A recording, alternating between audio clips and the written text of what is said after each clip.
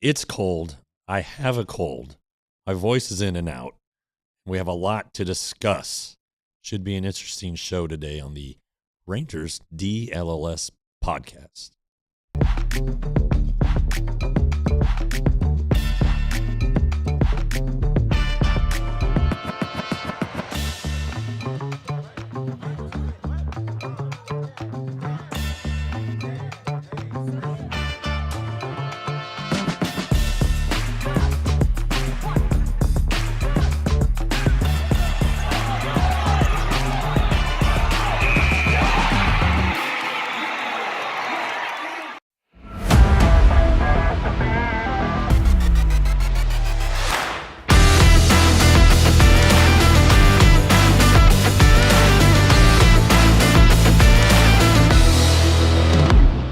Yeah, if you noticed over the weekend, the offense is waking up, especially one of the two guys in that photo. We're going to talk about both of them at some point in this show. But a lot to talk about. Like I said yesterday or this morning or in this what do you call it? Cold open. We're going to talk about the offense. I'm Jeff Wilson. Thanks for coming in to the DLS Rangers podcast. Elijah the Prophet. He's doing his best to make this audio work. My voice, as you've heard, is in and out. Friday, it was completely gone. And then Saturday, my son had games, and I sounded like one of his 13-year-old teammates going through puberty. So we're working on it. Had some tea this morning. We'll see how this one goes. But, gosh, there is a lot to talk about, not just how the offense is doing. A lot of news. A lot to catch up on since our last show. So let's get going in the camp rundown. All right, first up, the Rangers do play today. It's a night game. 7:05 Central start. It's going to be on TV, CW33, against the White Sox. Mackenzie Gore is starting, looking to improve upon his 12-something ERA and his 2-point-something whip. He had that one terrible start earlier this month in the super windy conditions. He and Cole Reagans were both pretty, as somebody in the chat said, cheeks. I think they were talking about Jock Peterson, though. Rangers have played 4 times since our last show. Most recent was yesterday, a 5-3 loss to the Dodgers. Most of the regulars did not play, but there was some bench battle to watch in that one. Andrew McCutchen, popular guy in the chat already, 1 for 3 with a walk, 2 strikeouts. He's batting .583 so far this spring with a 1.539 OPS. He scored a run yesterday on Mark Canha's second home run of the spring, a 2-run homer. He went 2 for 4. He's batting .323 with an 843 OPS. He's having a nice spring and would really be looking like a roster option if not for a guy named McCutchen. Justin Foscue, probably not a bench option at this point. He just got back from a quad or hamstring strain. He went 0 for 2. Sam Haggerty and Tyler Wade, a combined 1 for 7. Wade had the 1. They're battling out for one of the bench spots. So those are the things to watch at this point in spring training. How are those guys doing? And they're all doing kind of pretty well out of that group. Big games for the offense Friday and Saturday. We will talk about that, but let's just kind of get the surface level stuff. A 9-4 win over the Rockies, which included a 7-run third inning. A lot of walks, 11 walks. Next day, split squad, the good squad at home, 22-2 over the Padres. 13-run third inning. 13 runs. That's crazy. The other squad was out in Goodyear, about 20 minutes to the south. They lost to the Reds 4-3. Catch up on the pitching. Latz pitched against the Rockies. I think he allowed 3 runs in 4 innings. He's continuing to build up. Austin Gomber, who Skip Schumacher says is still in competition for the 5th spot, 1 run in 4 1/3 against the Reds. Trey Supak started Sunday because Jacob deGrom, he wanted to pitch on a backfield game. 1 hit in 4 innings. Very little competition for him back there. He threw 40-something pitches, had to go throw some more after he left his start. And then Saturday, yes, these are out of order on purpose. Nathan Eovaldi, 2 runs in 5 2/3 innings. Then on Sunday, he was named the opening day starter. We'll talk more. We were going to talk more about that, but something else came up. So anyway, it's no surprise that he's the opening day starter. Last year, 11-3, 173 ERA. Now, granted, it's only 22 starts and 130 innings as he dealt with a shoulder issue in the first half, and then that groin issue, what turned out to be a sports hernia, actually a double sports hernia, shut him down, prevented him from being one of the qualifying for statistical leadership, really reduce his chances at the Cy Young. He was right in there. He becomes the fourth Ranger starter to make 3 opening day starts in a row. First was Charlie Huff, Rangers Hall of Famer. Then Nolan Ryan, obviously a Rangers Hall of Famer. And Kevin Millwood, Hall of Fame guy. He started on opening day 2008, which was my very first official game as Rangers beat writer. It was March 31st of that year. We were at Seattle, and at one point we looked out to left field because the roof was there, but it's not a enclosure; it's just a roof, and it was snowing, big giant snowflakes. The rotation still lines up after Eovaldi, DeGrom, Gore, Leiter, Latz. I know there was a tweet over the weekend that said that the Rangers were considering pushing DeGrom back, making his 2026 debut in the home opener, which April 3rd. And I did some follow-up reporting on that. I got one that says, well, it might be trending that way, but it's not official. And then I got another one that said it's complete fake news. So we'll say if there's a setback or if DeGrom doesn't feel like he's ready, or if the Rangers tell DeGrom, we're not sure you're ready, then maybe April 3rd comes into play. But as of right now, the source who spoke the strongest said that DeGrom is going to pitch in Philadelphia in that season opening series, which, was the plan all along. Now, these things are always fluid. So hold on to that. If they decide to not start him, Kumar Rocker in that case could make the opening day roster, or a Cal Quantrill or an Austin Gomber and pitch the 6th game or the 5th game, which would be at Baltimore. But the point is, Eovaldi's going to start twice, and I think that's ultimately why he got the opening day nod, because they don't want DeGrom to pitch twice on that opening road trip. I think they would, and they'd like to have a notable guy making the home opener start. They are trying to manage DeGrom's innings. He's already said he's on board with it. He's probably only looking at 5 or 85 the first few times out, which he says is fine. It worked for him last year. So there you go. All right, other news. Josh Young has played in minor league games each of the past 2 days, and he's expected to be in the lineup today for the first time since February 24th. He's had an adductor strain kind of inside of the groin, and it seems like it's been a little slow to recover. Also, they are taking time. Is there time to get Josh Young ready? Yes. He can play today. Rangers are off tomorrow. Then he can come back and play what technically is back-to-back games, just not on back-to-back days. Can't break Saturday, but the Rangers do still have the Monday and Tuesday exhibition games next week against the Royals here at Globe Life. So there are opportunities for him to get enough at-bats to be ready. He can still go to the backfields. I'd imagine there will be minor league games tomorrow. So I would expect that if there are, Josh Young could go find himself in one of those, just getting more at-bats and more reps. Kyle Higashioka is also expected to be back tonight or very, very soon. He's played only 5 games this spring, 11 at-bats. Josh Young, 3 games, 6 at-bats. So they do have some catching up to do. Sunday, some roster moves were announced. Among them, there were 3 reassigned. Cameron Cawley, Jonah Bride, and Gavin Collier all reassigned to minor league camp. Willie MacGyver was optioned to AAA Round Rock.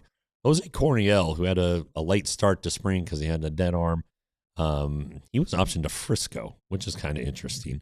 Maybe they want to, not feel like they're rushing him. let him ease into the season at AA and then eventually move to AAA. Then again, he is on the 40-man, so he's only a 40-minute drive away from having to join the Rangers roster if necessary.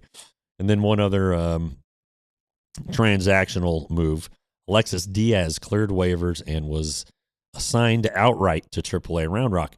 He does have the enough service time and he can refuse the assignment. However, if he refuses, he forfeits the $1 million contract he signed with the Rangers in December. So obviously, if he cleared, there were no teams that wanted to give him a 40-man spot. I don't see a team waiting for him to become a free agent and give him a spot at that point. I think the best thing for him, keep working on what he's working on with the people he's been working on it with the Rangers. Go to AAA where there's not going to be any pressure for him.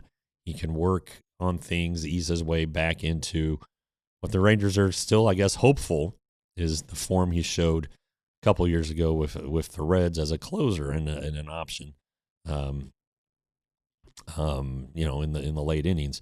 Okay, so the Rangers play tonight, 7:05 our time, off tomorrow.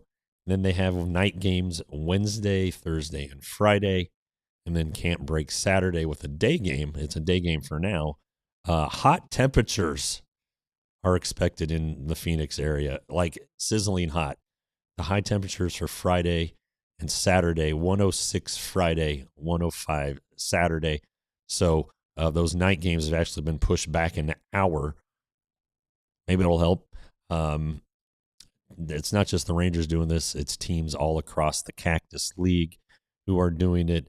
And I think minor league games, I don't know if I saw it officially with the Rangers, but definitely the Mariners have been moved up a couple hours.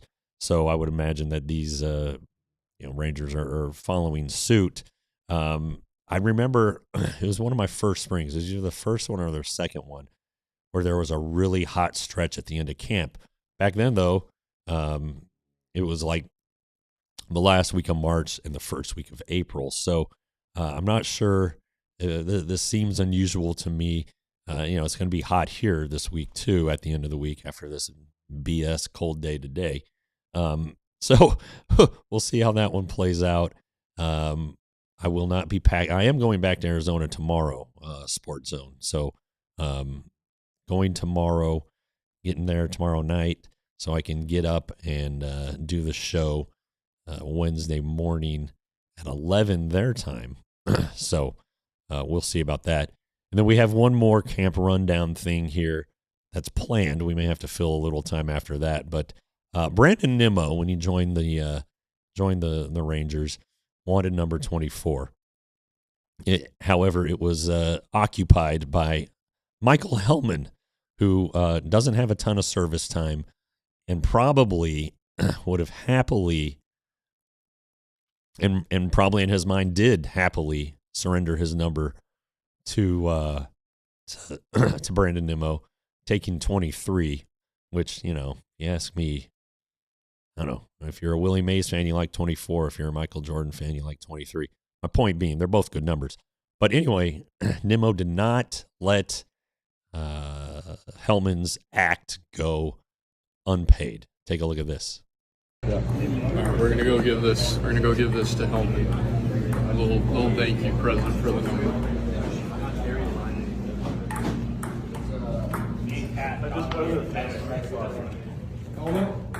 It's magnetic.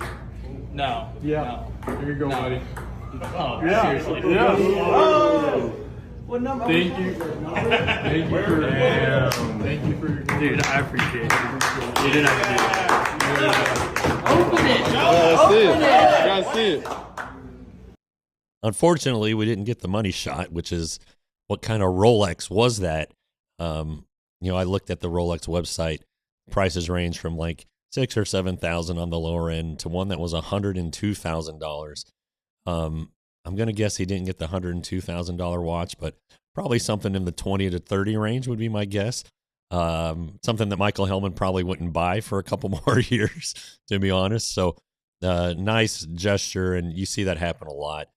And sometimes it's like Shohei Ohtani bought Kelly, the reliever, bought him a Porsche, or his wife a Porsche, one of the two.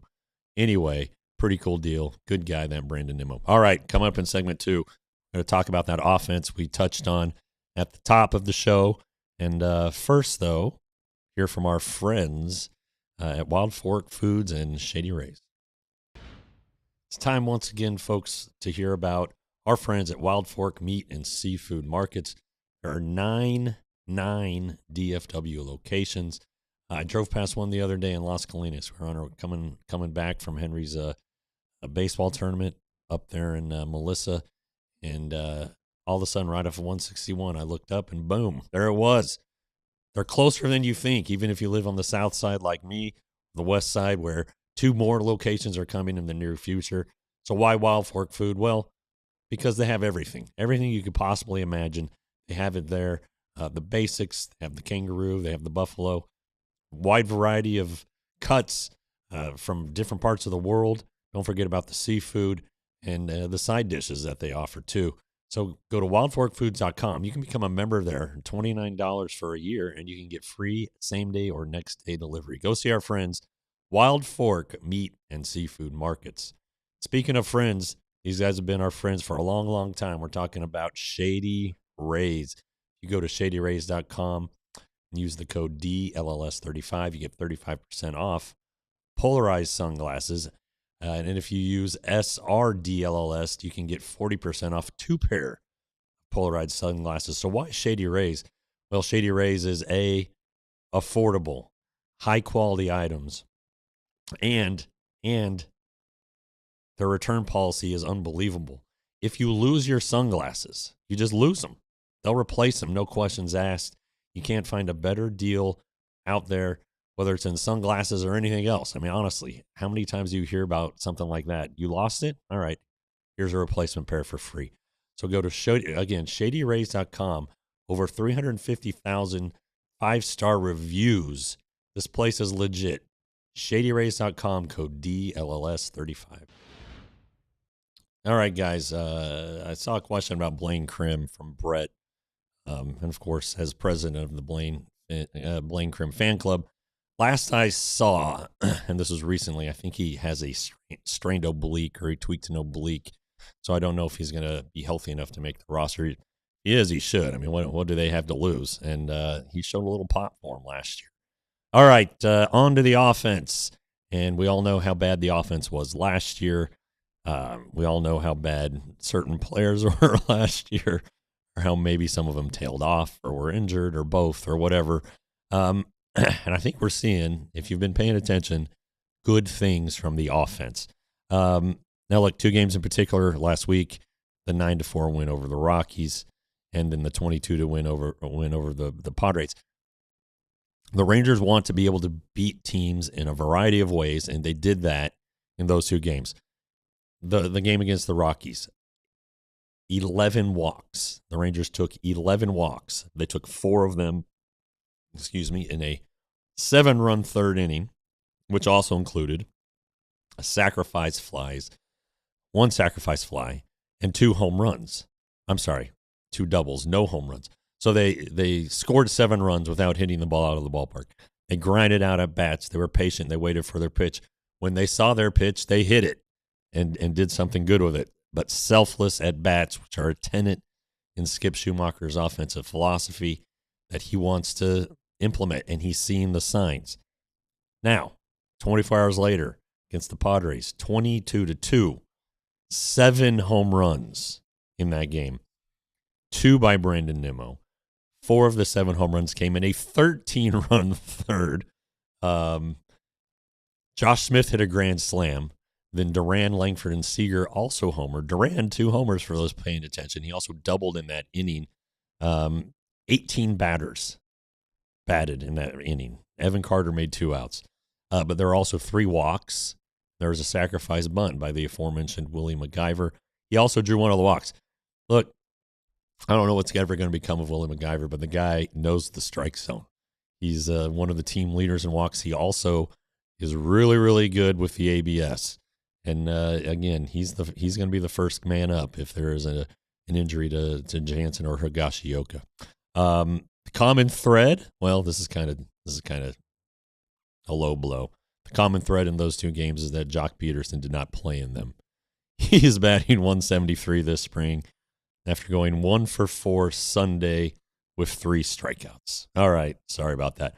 Now, you look at the team, 127 walks. That leads all of baseball this spring. So not so coincidentally, they're 379 on base percentage, leads the major leagues. They are 4th in OPS at 838 and 8th in slugging percentage at 459.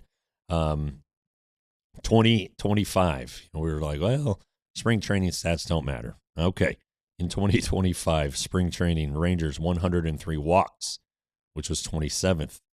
319 OPS, which was 27th. And then in the regular season, 486 walks, which is 21st.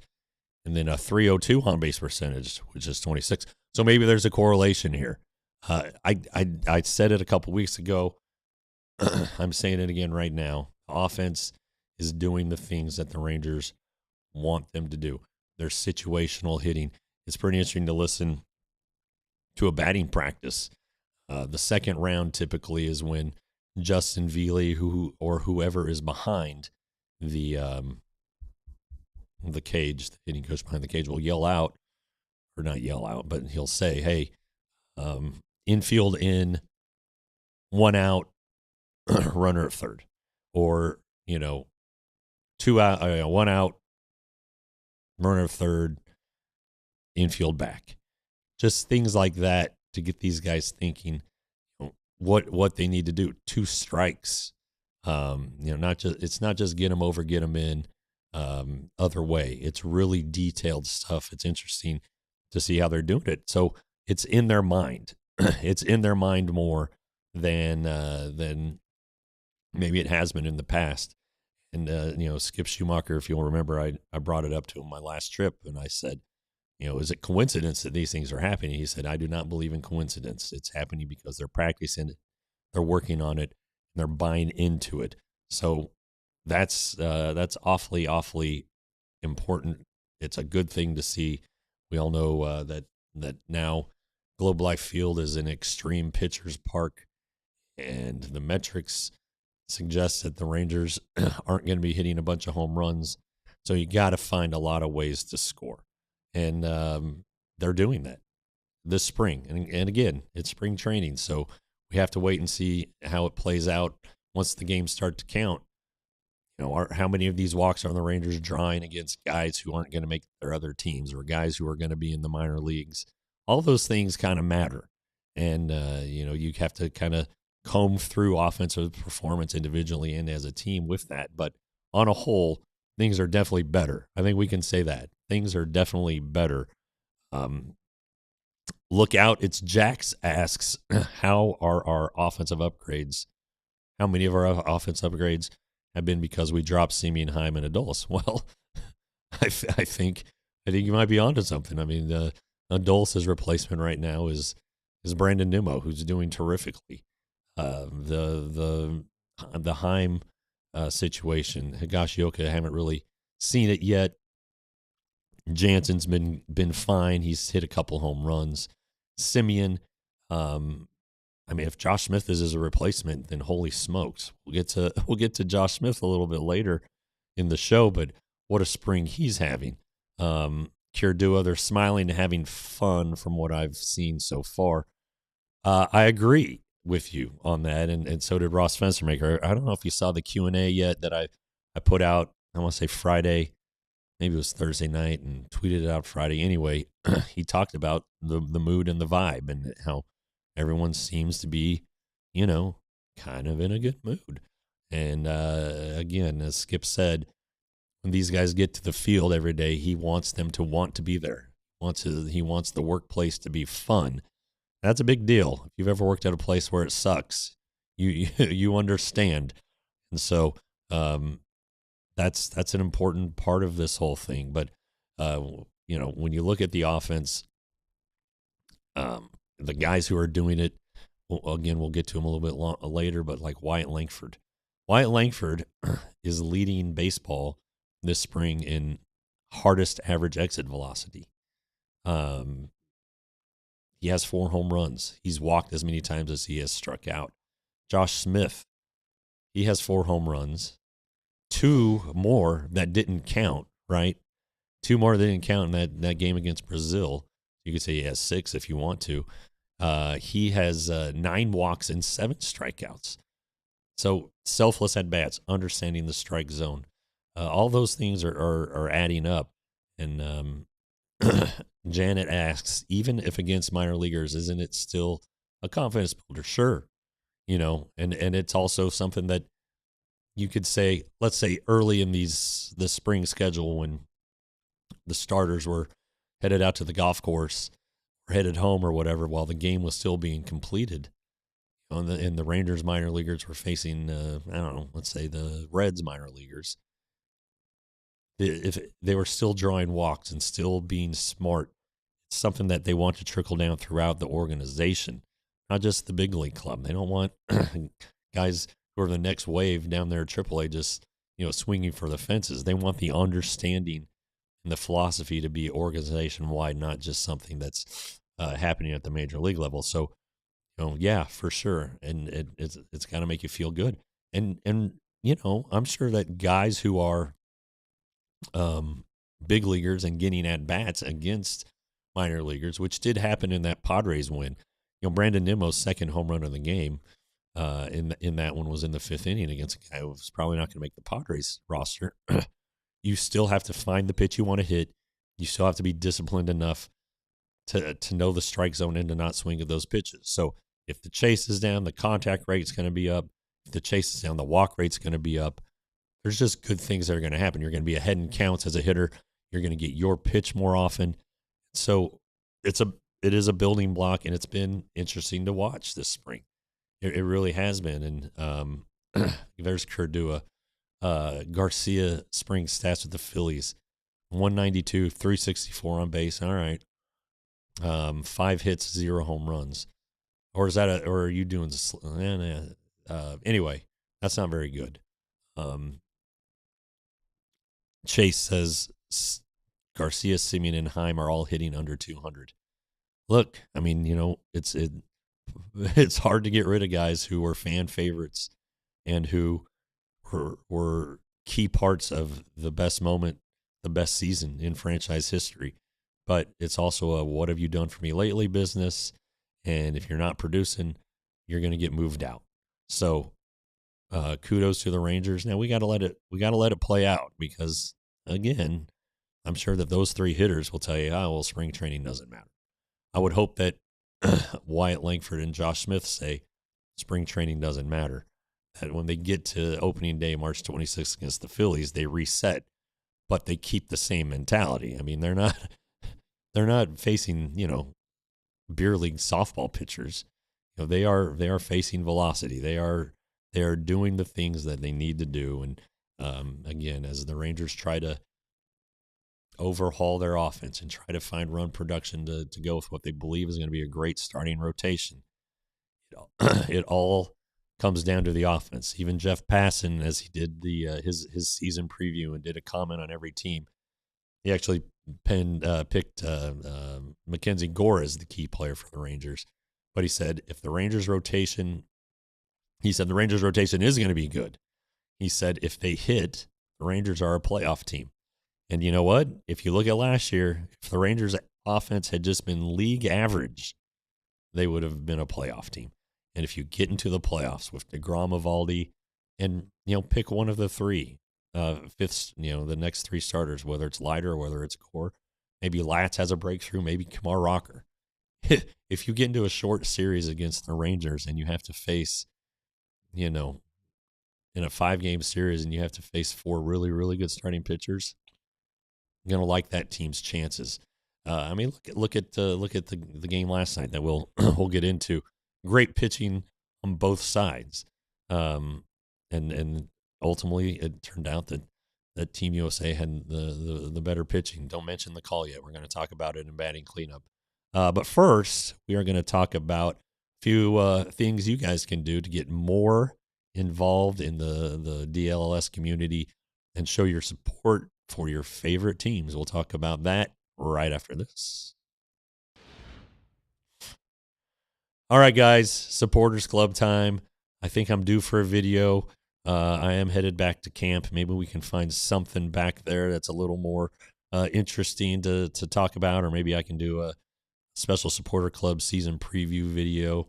I don't know. There's some things I can do. Anyway, what is the Supporters Club? Well, as I like to say, it's the diehard membership for our YouTube channel. If you go to youtube.com/@DLLS_sports, take you right to our homepage on the YouTube. There's a join button. You hit that, and boom, you're in. I think I saw early on there one of the first comments from Jason Broyles Music.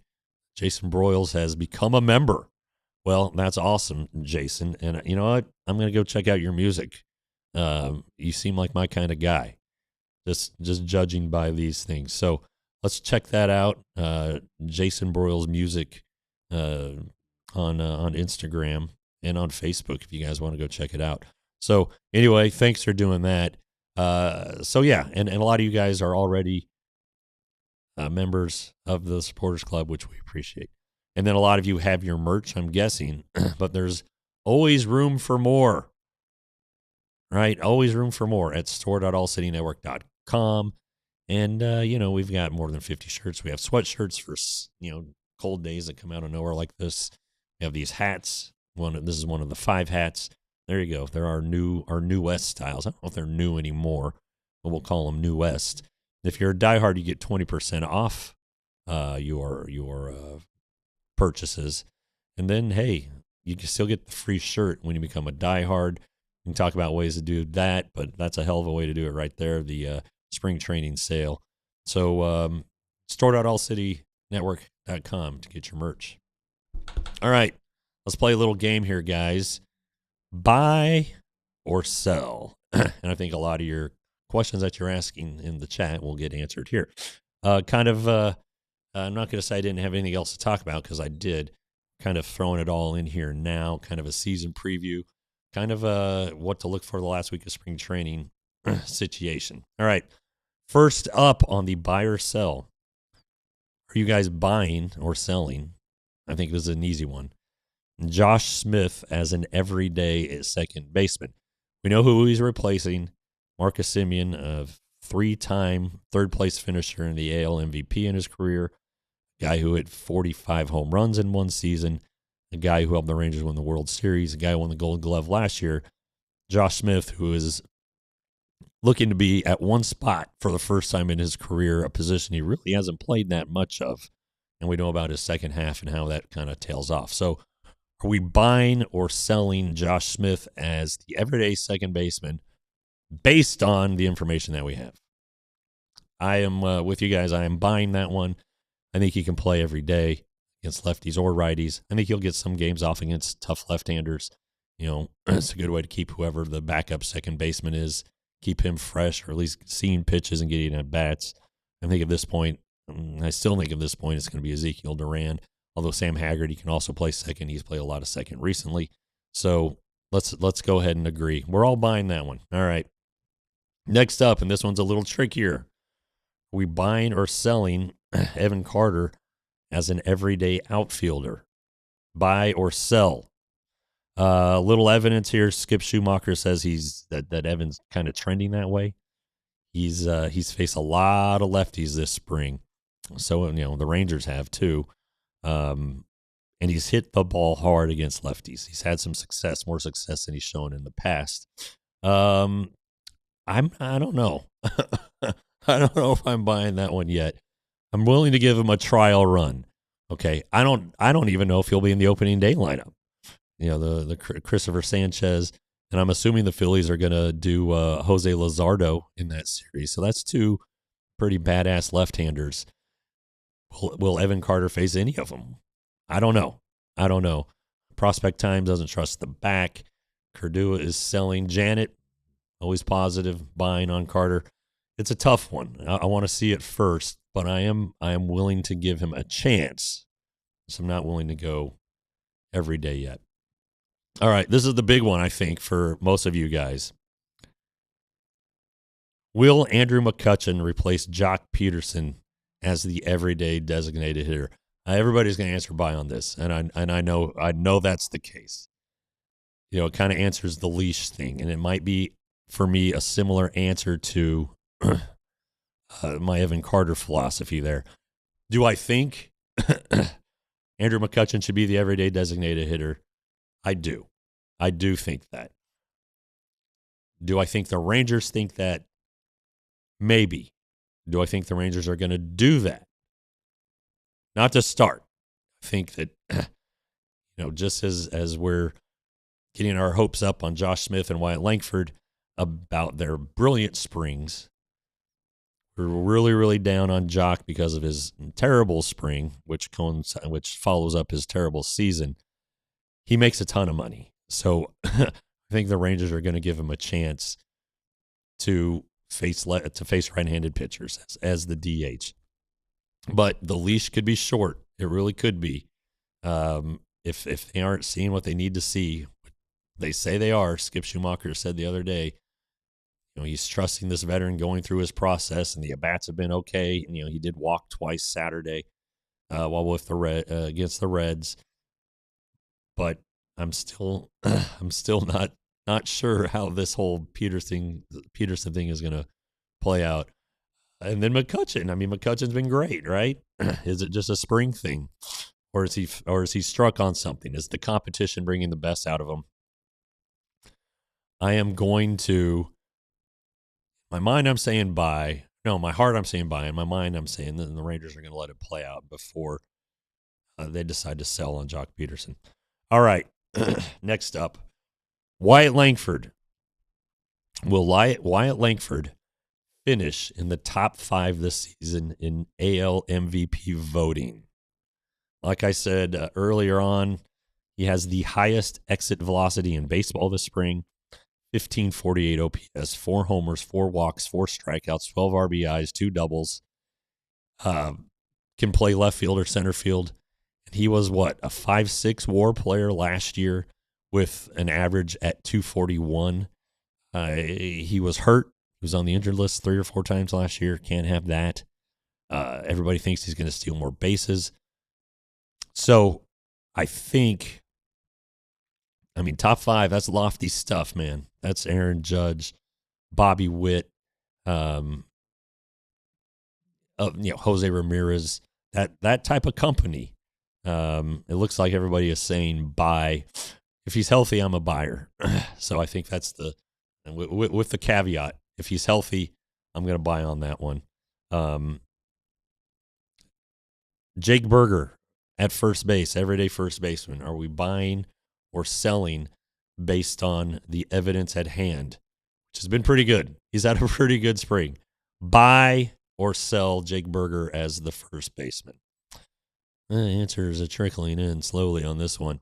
It's a hard one because, again, last year I think a unique situation, new team, wanted to get this foundation, get the word spread on that. Got a lot on his plate, and then he was hurt multiple times. He is healthy. He has made swing changes. He is hitting the ball really, really, really, really hard. So I'm going to go buy. I'm going to buy on Jake Berger. He's only 2 seasons removed from a 32-homer season. If you've seen him in spring training, if you've seen his BP, absolutely smashes the ball. He has terrific power, and the Rangers need him. And of the 3 who they absolutely needed to be good, they talked about it all off season. Peterson, Young, and Berger. Berger's the one who's answered the call. Josh has been hurt, so he's been unable to answer the call, though his live BPs were good. All that stuff seemed like he was in a better place, but his inability to stay on the field makes it hard to, are we buying or selling? I'm ad-libbing now. Are we buying or selling that Josh Young will be a productive everyday third baseman? I don't know. I really don't. He wants it. Obviously, he's never not wanted it. I I think last year in the second half he was much better after his demotion. Be a wake up call there. Again, the early evidence that hasn't been in games enough yet says he's going to be better. There just always seems to be that health thing with him. So I will sell on that one. Now, what will the Rangers do at that point? No idea, but I'm still going to sell. All right, let's do a couple pitching things real fast. Nathan Eovaldi and Jacob deGrom. Will they make 50 combined starts this season? Buy or sell? They did not. Last year, 53 starts between them, 30 by deGrom. They're both probably going to have their workloads managed. Eovaldi, who we talked about, is going to be the opening day starter and has just had this like total yawn of a spring. Nobody has had any concerns about Nathan Eovaldi. He's just going out there working on his stuff, right? And he's been working on his cutter, which I don't think is there yet. The 2 runs he gave up Saturday were on a cutter that was middle, and some guy I never heard of hit it out. So some work still needs to be done there. These are 2 guys who have pretty extensive injury histories. For deGrom, it was his first 30-start season last year since 2019. Eovaldi has 2 in his career. With the Rangers, his high has been 29 back there in 2024. So that's a tough buy just based on the evidence, the track record. 50 starts though would be fantastic, right? And maybe if you try to curtail deGrom a little bit, if you try to get them both to about 27 starts, that's going to be pretty good. And it would potentially save some bullets for the offseason. Now, I don't think you want to save those bullets too long. If it's tight from the All-Star break forward, you want them to pitch as much as possible. So I could see a case either way. I'm gonna be cautiously optimistic. I'm gonna go with buy on that one. Okay, one more, which a topic we all loved to talk about. Will Cole Winn be the Rangers closer by the All-Star break? I'm going to buy on that one. We all know Robert Garcia and Chris Martin are going to open as the closers. Robert Garcia said he had productive time with Team Mexico. Specifically Andres Munoz, the Mariners closer, tried to pick his brain and learn, what works for them. They told him, take a deep breath, slow things down. Okay, that's great. The evidence that we have from last year, his first time really in a lot of closing situations, it didn't go well. Chris Martin, love the guy. He's 39, and he has more gray hair than I do. And I've got a lot of gray hair, and was hurt so much last year. Isn't going to pitch consecutive days likely, at least not to start for sure. So how much can Chris Martin give the Rangers? How much can Garcia and Martin give the Rangers as closers?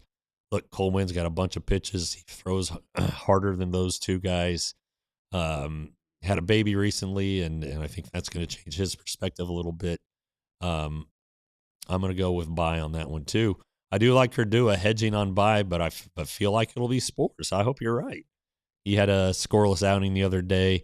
Again, got it up to about 95. So I hope you're right. I think he's now that Collier's off to minor league camp. That looks like maybe a spot for Crivello. Again, the Rangers want somebody with options. Spores doesn't have any options, but he's been good enough. There are 8 spots. He could definitely get one. So we'll see what happens there. But yeah, Sports Zone is buying on Winn. Skip has already said he doesn't always end with the same closer in Miami. He had someone on opening day, and it was Tanner Scott. At the end of the year, we saw what Scott has become. Tanner Scott also got traded that year, I believe, one of those years. But yeah, Scott's out. signed that big contract with the Dodgers, and he's been replaced very, very quickly. I don't know. Did he even pitch in the postseason? I don't remember. All right. Okay, guys. That was kind of fun. Something to chat about. We got one more segment left, batting cleanup, and we're going to talk about, of course, the WBC and some injuries going around the rest of baseball, and we'll do that right after this. All right. Die Hard. Look, we're less than 2 weeks away from the start of the regular season. We are in the last week of spring training, which means this is the last week to become a Die Hard. The spring training membership offer $36 for 1 year plus the free shirt. Here's how you do it. Go to alldlls.com/spring-training-offer, or thanks to Elijah, you can scan that QR code. $36. It's such a bargain. It's $3 a month, and the free shirt. It's kind of like we're just giving it away. Well, we would love to see you here. I wrote something last night about Cam Cauley, who we didn't even talk about we talked about briefly on the show about him getting set down. I don't think he's an option to be in the big leagues for a few months. So anyway, read all about it at stored at alldls.com/Rangers, but you got to be a diehard to do so because it's behind the paywall. But you don't just get my stuff; you get Cowboys, Mavs, if you have the stomach to read about them, and then the Stars, who are pretty good right now, and look to be going to the screwed up NHL playoff system. So, anyway, that's a whole other story. I bet Sam's maybe even written about that. All about Sports Zone breaking news: Diamondbacks signed Luis Urias, and then Joe Musgrove to start the season on the IL. I don't know if the Musgrove thing was unexpected. Anyway, we'll should have saved that one for batting cleanup. But I'm with you guys. Go ahead and get a diehard membership. $36. Do it before this deal expires. All right. All right. Let's go to batting cleanup. All right. We should start with the World Baseball Classic. One team has made the finals, and it's the United States. Team USA beat Canada on Friday, and then last night beat the Dominican Republic 2-1 in a great game. Great game. I know the very last pitch is getting a lot of attention because it showed up on the K zone as a ball, and the Dominicans were adamant that it was a ball, and I don't know. It did look low, but I saw something online about cross the plate here as a strike, and anyway, I don't know, but it does make you wonder why they didn't have the ABS for this tournament. If it was available, if the technology was available, all the players are familiar with it. Probably should have done it, but they didn't. Anyway, that wasn't why the Dominican lost. Okay, the good for the Team USA: homers by Gunnar Henderson and Roman Anthony. The Henderson thing was fascinating because he started when he entered the game, and it'll be this way when he faces him in the regular season because these stats don't count. 7 for 9 in his career against Luis Severino, who started for the Dominican. Severino got Gunnar to bounce out in his first at bat, but then Henderson homered against Severino in his second at bat. So, pretty good move there by DeRosa, and it couldn't have been easy, sitting Alex Bregman, who's pretty good, but the numbers didn't lie there. Paul Skeens allowed one run in 4 1/3 innings. He was on all these pitchers on a 75 pitch limit. He approached that in the 5th. That's why he got taken out. The Dominican, worked him over a little bit, pushing up the pitch count. They had some opportunities to score against him, and he pitched out of them. Severino was interesting. He allowed just the 1 run. He hit 100 miles per hour in the first inning, so that ought to tell you how fired up he was. His average fastball velocity last year was a tick over 95, and here he is throwing 100. Why is that important? Well, he pitches for the A's, so maybe he'll be spent early on this season. There were the 2 favorable strike 3 calls, 1-1 Soto to get him looking. I think it was in the 7th, and then the last out, Padromo, who's a hell of a player for the Diamondbacks. But there were some base running mistakes by the Dominican. Tatis Jr. got thrown out at third. He didn't go to third later in the game on a ball where he probably would have easily made it. Austin Wells, well-known Dominican Austin Wells, held up on a line drive. Probably had to do that considering the stakes in the game, but ended up being a hit, and he might have otherwise scored. And then, there was a highlight play, Julio Rodriguez robbing Aaron Judge of a home run. Pretty cool. Yeah, who was the plate umpire? I heard during the game they said it was Corey Blazer, but it didn't look like Corey Blazer back there. And now I'm seeing Dan Iasonia listed. Chase said Dan Iasonia. Let's take a look. While we have this technology available to us, do we have a consensus yet, or do you still need me to look? It was Blazer. My bad, Chase says. Well, all right, Corey Blazer. I've known Corey since he was 8 years old. Good Colorado lad.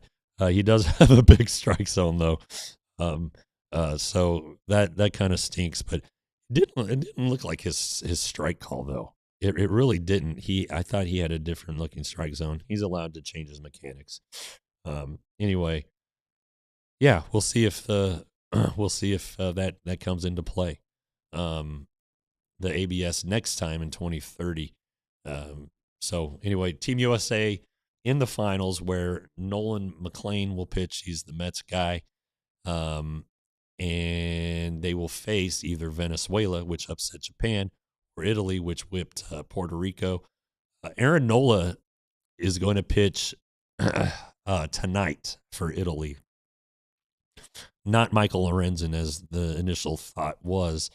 Lorenzen beat the USA in pool play, so it seems like Italy is moving Lorenzen back to potentially face Team USA tomorrow night in the final. I saw who's pitching for Venezuela. I got that somewhere. Somebody I've heard of. I think I've heard of him. Maybe I haven't heard of him. Yeah, whatever. Somebody for Venezuela will pitch. All right. So that's I love the WBC. It's been great. Attendance has been up. I'm assuming TV ratings have been up. It's been a really, really good WBC with some drama, with the USA losing to Italy, with Japan getting knocked out. Ohtani, I think he homered, leadoff homer in that game. Japan had a lead. Venezuela came back. Ohtani struck out, I think, twice. He made the last out. I saw that he took the blame for the loss, so it's good to carry that on his mighty shoulders. So, but yeah, you never know what happens in tournament play, as we're about to find out in the college basketball world. Okay, on to the injuries, and there are a bunch of them. All right, not all bad news. There's some good news involved in there, especially for the Mets, because Francisco Lindor, he played his first game of the spring yesterday. He broke his hamate bone before camp started, had the surgery, so he's trending toward being ready for opening day. Jose Ramirez, the Guardian star, shoulder inflammation he's dealing with. He's day-to-day. Zach Neto, the Angels shortstop, sprained his left wrist diving headfirst into home plate. Looks like he avoided really bad injury, so that's good news for them, bad news for the rest of the West, because he's a pretty good player. Some WBC related injury news. Seiya Suzuki, the Japanese outfielder who plays for the Cubs, he's got some knee discomfort that he felt during the loss of Venezuela. He's off to see a specialist. The Giant starter Hayden Birdsong, one of their young starters, a former prospect, he has a UCL sprain and a forearm strain. That's not good. He's going to get an opinion from our good friend, Keith Meister. Also going to see Keith Meister, Angels reliever Robert Stevenson, who said he has some UCL damage after coming back from some UCL damage. So tough loss for him and for the Angels. Blake Snell, he's going to pitch at some point this year, just not to start. He's looking at late April to join the Dodgers rotation. And then Zach Wheeler, he threw live batting practice Saturday. It's looking like he'll rejoin the Phillies rotation in late April or early May. He had thoracic outlet syndrome last year. So good news for the Phillies, good news for the Rangers that he won't be ready for the season opening series. which again is May 26th through the 29th. 27th an off day, just in case the weather is poopy on Thursday. So there you go. That's what we got for batting cleanup. Let's go and answer some questiones from everybody. I am going to check out this WBC Team USA plate umpire Google search. Yeah, I keep saying it was Corey Blazer. All right, so maybe it did change up things. Let's see. Yeah, Kelly, man, DeGrom does love the backfield games. Brett, I answered your question about Mr. Krim, who again we're all rooting for, all rooting for. Cool gesture on the watch, the Rolex thing. That's cool. Jumpy Jenny, thanks for joining us from California. Mason, thanks for your stats there. Yeah, McCutcheon just seems like it's a layup. Janet Langford had a good ABS challenge on Saturday. Well, that's good because he seems to be the one Ranger that the last 2 years has been most affected by crappy calls. I guess that StatCast is doing a deal where they're tracking ABS stuff. I saw it but didn't look at it. Jake Bayless, does Skip want guys that have a particular spot in the lineup every day, or will he move guys around? Well, I think it'll depend on who's pitching that day, left or right-hander, but it sure seems like Nimmo, Langford, Seager is set in stone, whether it's against a left-hander or a right-hander. I don't know how it's going to play out, though. Against a lefty, how do you structure the bottom of the lineup so there aren't back-to-back or three lefties in a row? I could definitely see a scenario where, you would have Carter or Smith, let's say, batting ninth against a right-hander so that you could improve your chances of Nimmo and Seager batting with guys on base. But Skip has also said he likes to go left, right, all the way throughout. I haven't seen the numbers, so I don't know if that's eminently possible. But again, against Christopher Sanchez on opening day, I think you're going to see some guys on the opening day lineup who you weren't expecting. I think he'll go platoon heavy that day. So we'll just have to wait and find out. I did like the buy or sell. I think we'll have to do that again. That's kind of a fun game. Janet, who says that Bradford and Montgomery will be mid-season help. I think that's pretty important to note when we're talking about the rotation and how it's going to stack up, and whether it's Rocker or Latz or somebody else, the Rangers' depth is going to improve throughout the season when those guys are ready. Bradford in May, Montgomery probably. I think they're eyeballing All-Star break. Is up and throwing off a mound right now. But then what are you going to do? If everybody's healthy, where do they slide in? Do they go to the bullpen? I don't know. It's a good problem to have, I guess, if you have all those guys on standby or trying to find a place for them to pitch.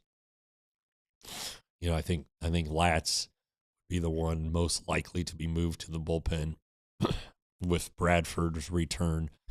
Though maybe not immediately. Maybe Bradford starts out in the bullpen as they continue to build him up and let him reacclimate to pitching in the big leagues that way. Montgomery, I think, is just better as a starter.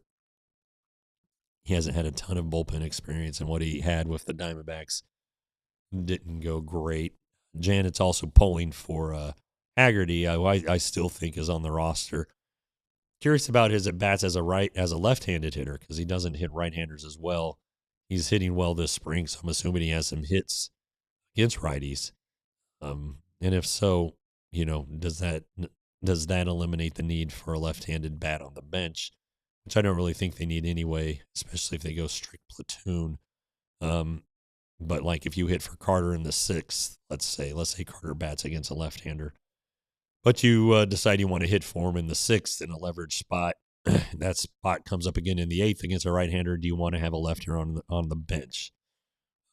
If Haggerty isn't available, who then would you send up? So that's a question. Roster construction, that's going to be a big deal this week.